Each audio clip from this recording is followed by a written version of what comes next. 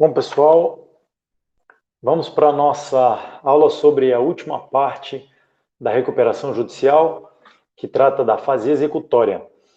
Nós já vimos a fase inicial, postulatória, em que vimos quais são os requisitos necessários para que um empresário ou uma sociedade empresária solicite ao Poder Judiciário que lhe conceda um prazo de respiro para poder negociar com seus credores um plano de recuperação judicial. Depois nós vimos a fase deliberativa, em que, se for necessário, os credores são convocados a deliberar acerca da proposta efetuada pelo devedor e que consiste no seu plano de recuperação judicial, para saber se os credores aprovam ou não a proposta apresentada pelo devedor, para preservar a sua empresa, para que ele continue de portas abertas e cumprindo a sua função social. E, por último, uma vez aprovado o plano, nós estudamos a fase executória, que é a fase em que o devedor começa a cumprir as propostas que ele apresentou no plano e que foram aprovadas pelos seus credores em assembleia de credores. Muito bem, se o plano de recuperação judicial foi aprovado pelos credores, o juiz concede a recuperação judicial. Nós já vimos isso no final da fase deliberativa. Se o devedor tinha como objetivo manter a sua empresa funcionando, preservar a sua empresa com os objetivos que o legislador coloca na lei, com a aprovação do plano, ele conseguiu tudo o que queria. A sua empresa vai continuar funcionando e ele conseguiu negociar várias das suas dívidas que não vinha conseguindo honrar.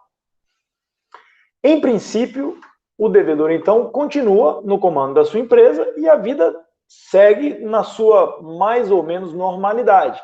A empresa continua aberta e, de preferência, vendendo, ou produzindo ou prestando os seus serviços, enfim, cumprindo com a sua função social, como eu disse há pouco, e com o seu papel na divisão social do trabalho na nossa sociedade. O plano de recuperação judicial pode prever que as obrigações que constam do plano podem durar anos e anos. Na verdade, a lei não coloca limite. Se os credores aprovarem, é possível que o plano de recuperação judicial preveja que as obrigações ali previstas durem 40 anos, 50 anos, mais que isso. Tudo depende de ser proposto e aprovado pelos credores. Ou seja, o plano de recuperação judicial pode durar muitos e muitos anos no seu cumprimento. Mas o procedimento de recuperação judicial, esse tem um fim. E depois de 2 anos da decisão do juiz que concede a recuperação judicial ao devedor, uma vez aprovado o seu plano de recuperação judicial, 2 anos depois dessa decisão, encerra-se normalmente o procedimento, desde que o devedor tenha cumprido regularmente com as obrigações a que se propôs no plano, o juiz normalmente encerra a recuperação judicial. É importante dizer que, desde que o juiz defere o processamento da recuperação judicial, o devedor fica em recuperação judicial. Isso não é só um fato, mas é uma formalidade. Em todos os atos, documentos, negócios, contratos e registros do devedor, vai aparecer a expressão, entre aspas, em recuperação judicial. O juiz oficia, por exemplo, o registro público de empresas mercantis, para que a famosa junta comercial já inscreva no registro do devedor o nome do devedor e, ao seu lado, a inscrição em recuperação judicial. Então, o devedor começa a cumprir com as suas obrigações, sob a fiscalização dos credores, na pessoa do comitê de credores, se houver, e também do administrador judicial, que fica não só fiscalizando periodicamente as atividades do devedor e o cumprimento estrito do que ele prometeu e foi aprovado no plano de recuperação judicial, como ele tem que prestar contas ao juiz regularmente do cumprimento, da fiscalização que faz sobre o devedor, sobre o empresário individual ou sobre o administrador de uma sociedade empresária a respeito do cumprimento estrito do plano de recuperação judicial. Então, em princípio, as coisas continuam, é vida que segue, a empresa continua aberta e funcionando, com o devedor no controle da sua atividade econômica. Mas há exceções a essa regra. E nós vimos que é possível, dentro do plano de recuperação judicial ou nas deliberações, nas negociações entre o devedor e os credores que acontecem na Assembleia Geral de Credores, é possível se prever contratualmente que o dono da empresa ou o seu controlador, o empresário, o devedor, saia do comando da empresa. É possível se prever. Mas há outras hipóteses em que o dono da empresa, o empresário individual ou o administrador da sociedade empresária vai ser destituído do comando da empresa. A lei diz que se sobrevier durante o procedimento da recuperação judicial, iniciou-se o procedimento, se sobrevier uma decisão que transite em julgado sobre crime, sobre uma condenação em crime falimentar, se houver comprovação de que o devedor estava praticando fraude contra os seus credores, se esse devedor, durante o procedimento de recuperação judicial, começar a cometer atos de falência que estão descritos na lei, que nós vamos ver futuramente, dentre eles, por exemplo, descapitalizar injustificadamente a sua empresa, realizar negócios temerários, contrair dívidas altas, maiores do que a sua capacidade de endividamento. Se o devedor também se negar a prestar determinadas informações solicitadas dentro do procedimento de recuperação judicial, se ocorrer alguma dessas hipóteses, a lei diz que o juiz destitui o dono da empresa do comando dos seus negócios, seja ele um empresário individual, seja um administrador, um sócio controlador ou outro administrador da sociedade empresária. Nesse caso de destituição do controlador da empresa, do administrador da empresa, a lei diz que o juiz nomeia um gestor judicial, segundo tiver previsto nos atos constitutivos da empresa. Se houver previsão nos atos constitutivos da empresa para substituição do seu controlador, do seu administrador, o juiz verifica o que está previsto, ou se houver previsão também no plano de recuperação judicial, nesse sentido, o juiz nomeia ou quem estiver indicado nos atos constitutivos ou quem estiver indicado no plano de recuperação judicial para ser o novo gestor judicial da atividade durante o período do procedimento da recuperação judicial. Se não tiver previsão nem nos atos constitutivos da empresa e nem tiver sido previsto no plano de recuperação judicial e sobrevém algumas dessas hipóteses, que aliás estão previstas no artigo 64 da Lei 11.101 de 2005, a lei diz que o juiz, então, convoca a Assembleia Geral de Credores para deliberar sobre a nomeação de alguém para ser o gestor judicial, para tocar os negócios da empresa durante o procedimento de recuperação judicial.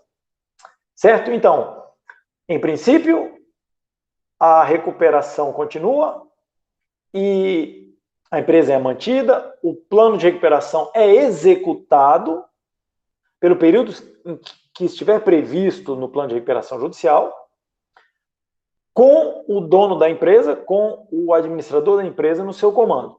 Mas, em hipóteses excepcionais, é possível que ele seja destituído e que um gestor judicial seja nomeado para ficar à frente dos negócios da empresa.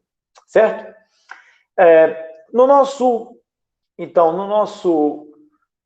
roteiro de apresentação, no nosso roteiro de estudos da aula de hoje, nós tínhamos, então, a previsão de ver o cumprimento do plano, a hipótese de afastamento do administrador judicial ou do seu sócio controlador.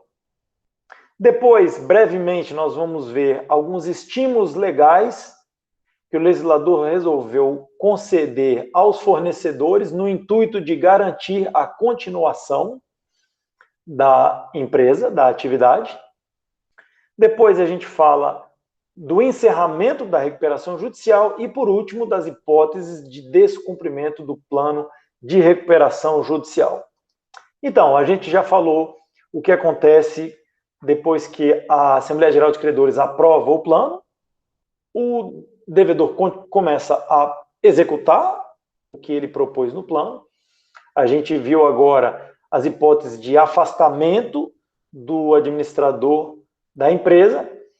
E é importante perceber que o legislador também resolveu prever algumas hipóteses de privilégios para alguns fornecedores, para alguns contratantes do devedor, para que ele tenha mais condições de continuar no mercado.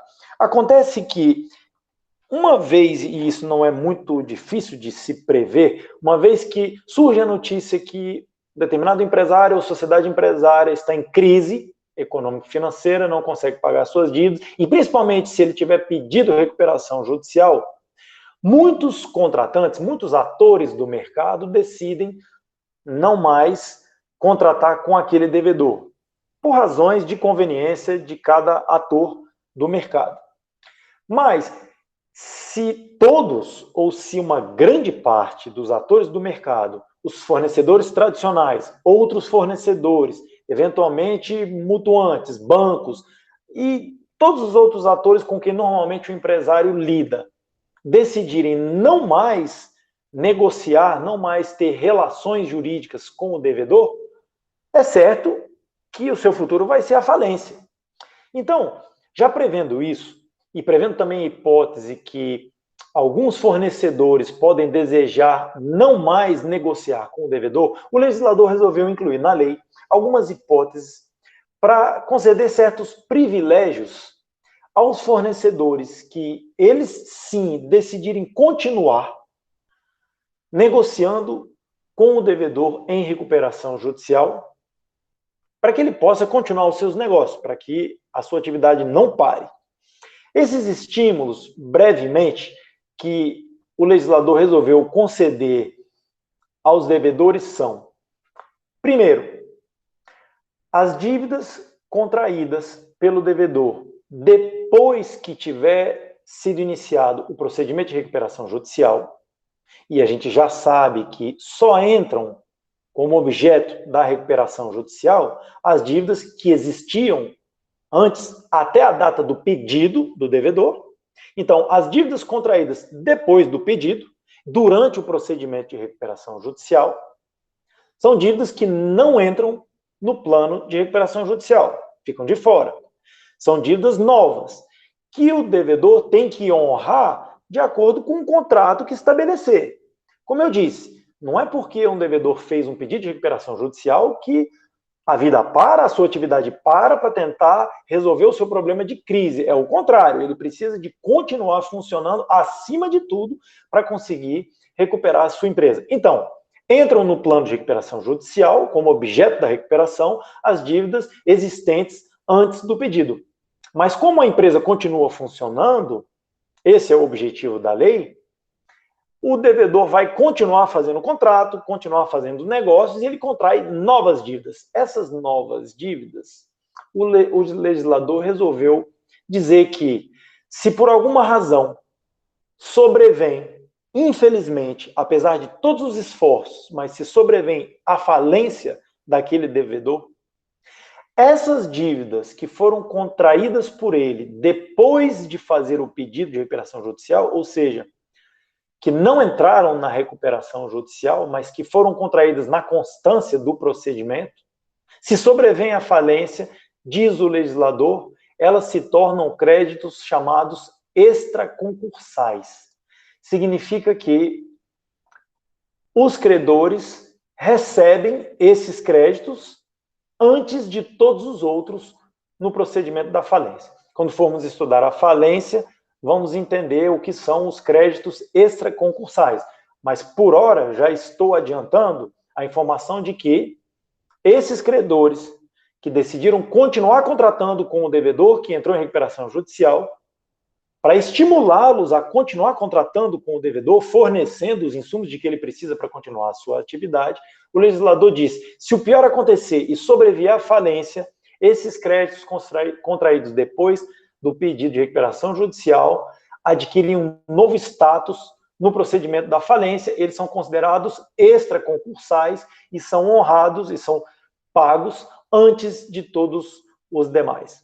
Esse é um primeiro estímulo que o legislador resolveu conceder para os atores do mercado, os contratantes do devedor em recuperação judicial. Um segundo estímulo que o legislador resolveu conceder aos atores do mercado foi que os quirografários, se dentre esses vários atores que contrataram com o devedor, se tiver credores quirografários, dentre os créditos previstos no plano de recuperação judicial, ou seja, dentre os créditos do procedimento de recuperação judicial, se houver créditos quirografários e se sobrevier à falência, o legislador disse, esses créditos quirografários que estavam previstos no plano de recuperação judicial e que, sobrevinda à falência, vão ter que ser pagos dentro do procedimento da falência, vão subir de categoria, vão passar de quirografários a credores com privilégio geral, desde que os donos desses créditos continuem, depois da recuperação judicial, contratando com o devedor. E o legislador ainda colocou uma restriçãozinha. Eles sobem de nível, de categoria, na verdade, de classe, eles passam da classe de quirografários na falência para a classe de credores com privilégio geral e recebem antes dos demais quirografários, desde que os donos desses créditos quirografários previstos no plano de recuperação judicial tenham, depois do pedido, continuado a contratar com o devedor, no limite das dívidas contraídas durante o procedimento de recuperação judicial. Pode ser que o crédito que estava inscrito no plano de recuperação judicial seja de um valor X e que não seja do mesmo valor das dívidas que esse mesmo credor quirografário acabou contratando com o empresário devedor depois do pedido. O que significa que, se sobrevier à falência, pode ser que só uma parte desses créditos considerados quirografários adquiram a categoria de privilégio geral para serem satisfeitos no procedimento da falência. Mas, em todo caso, mesmo que seja só uma parte, e o legislador diz que a medida dessa parte é no limite dos mesmos valores contraídos depois do pedido de recuperação judicial, os créditos quirografários que estavam previstos no plano de recuperação judicial sobem de categoria, de quirografários para créditos com privilégio geral. Então, esses dois estímulos que o legislador resolveu conceder aos credores para, durante o procedimento de recuperação judicial, que os atores do mercado continuem a contratar com o devedor para que ele não tenha maiores dificuldades de continuar preservando a sua empresa, de continuar com as suas atividades funcionando, de continuar com portas abertas. Em seguida, sobre o encerramento da recuperação judicial. Eu disse agora há pouco que, uma vez aprovado o plano, se estiver estipulado que as obrigações nele constantes duram 50 anos ou mais, só depende da aprovação dos credores para que elas tenham esse prazo de vigor, de vigência. Mas o procedimento de recuperação judicial não dura pelo mesmo prazo das obrigações que constam do plano. O legislador diz que até o prazo de 2 anos, depois da decisão que concede a recuperação judicial, quando a Assembleia de Credores aprova o plano, o juiz concede a recuperação judicial, até 2 anos depois dessa decisão, o devedor permanece em recuperação judicial. Se ele cumprir todas as suas obrigações previstas no plano até 2 anos depois da concessão da recuperação judicial, ou, em outras palavras, se pelo período que o plano durar, mas se até 2 anos ele cumpriu tudo que estava prescrito no plano de recuperação judicial, o legislador considera que a probabilidade de esse plano dar certo é alta e que é possível se encerrar o procedimento de recuperação judicial. O juiz encerra o procedimento, o administrador judicial apresenta as suas contas finais, diz como foi o andamento global do cumprimento da fase executória pelo devedor durante esse período de 2 anos. O juiz autoriza o pagamento do saldo da remuneração do administrador judicial e o exonera das suas funções, e o juiz declara o encerramento da recuperação judicial. O plano continua, se tiver sido previsto obrigações que durem mais do que esses 2 anos, mas o devedor não está mais em recuperação judicial, o juiz oficia, inclusive, ao Registro Público de Empresas Mercantis, para que os dirigentes da junta comercial retirem dos registros do devedor a inscrição, entre aspas, em recuperação judicial. Ele não está mais em recuperação judicial. Ele está ainda cumprindo pode ser que ele esteja ainda cumprindo um plano de recuperação judicial durante muitos anos, mas o procedimento se encerra por ali. Mas o que acontece se o devedor descumpre o plano de recuperação judicial? 2 hipóteses. Primeiro, se o devedor descumpre qualquer obrigação dentro desse prazo de 2 anos, depois da concessão da recuperação judicial, o resultado é a falência. O administrador judicial, principalmente, que está fiscalizando as atividades do devedor, ou o comitê de credores, ou algum credor que toma conhecimento de que o devedor descumpriu alguma obrigação prevista no plano, dentro desse prazo de 2 anos, informa ao juiz, e o que a lei diz é, o juiz decreta a falência. O pano de fundo disso é que, se o devedor exigiu tanto sacrifício depois de um procedimento complexo aos seus credores, os credores aceitaram esses sacrifícios, mas esse credor não conseguiu cumprir as suas obrigações integralmente, nem dentro de um prazo de 2 anos, é que provavelmente aquele plano era inexequível ou a crise econômica e financeira pela qual o devedor passava era mais grave do que se pensava. Então é melhor tirar-se esse ator do mercado e decretar-se a sua falência. É o que o juiz tem que fazer, é o que está previsto na legislação.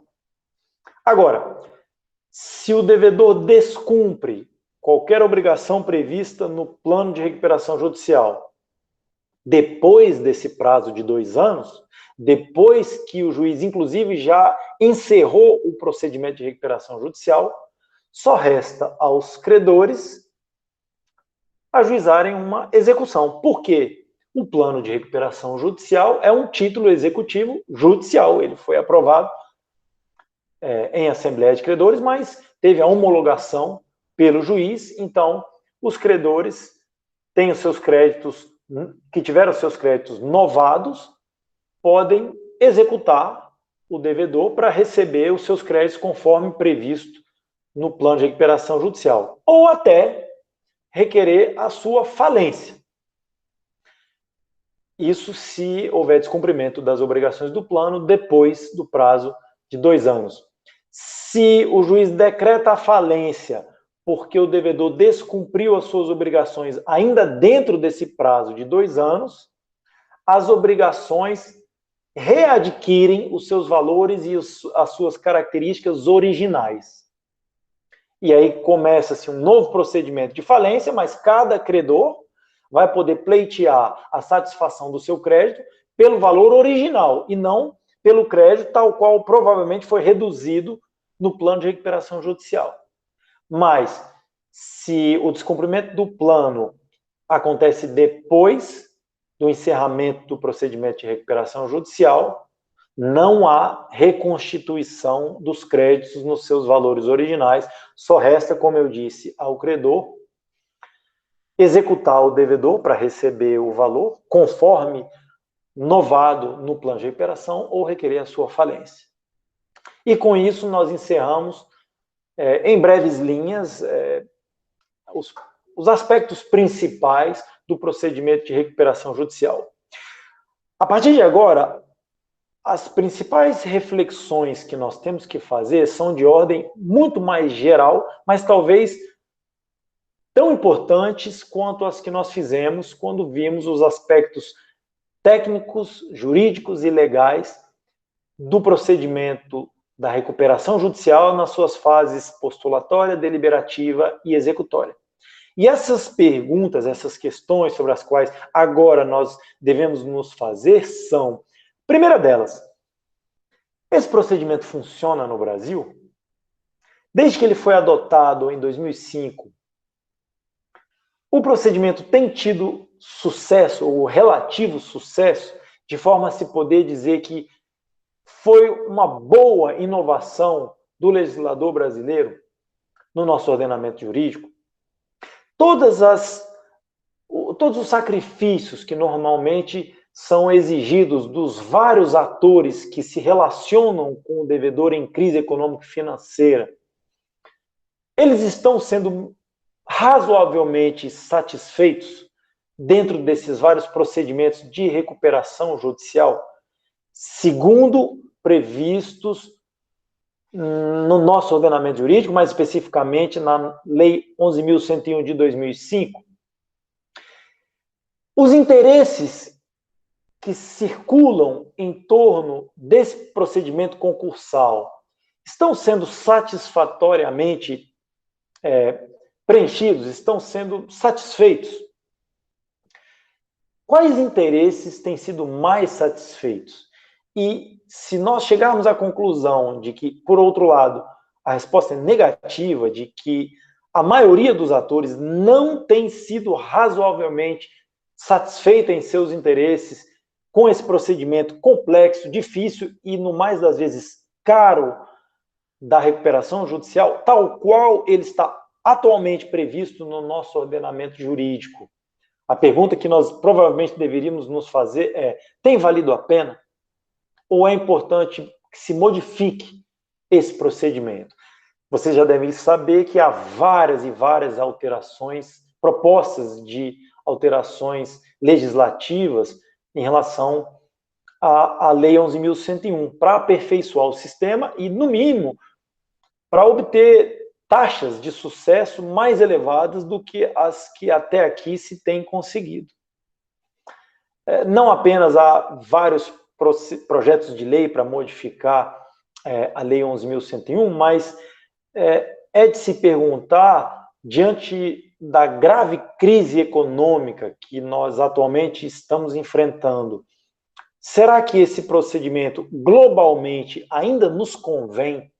Será que bastaria aperfeiçoá-lo, ou será que a filosofia que o inspirou foi abalada e talvez mereça ser modificada nas suas bases, nos seus fundamentos, para servir a sociedade? Essas são perguntas sobre as quais é importantíssimo que nós reflitamos, mas nós precisamos, evidentemente, de mais elementos, de informação, para podermos discutir. É o que nós faremos ao vivo e diante da possibilidade de debatermos, de discutirmos com perguntas e respostas. Então, eu agradeço a vocês novamente a atenção em relação a essa aula e vamos já para os debates.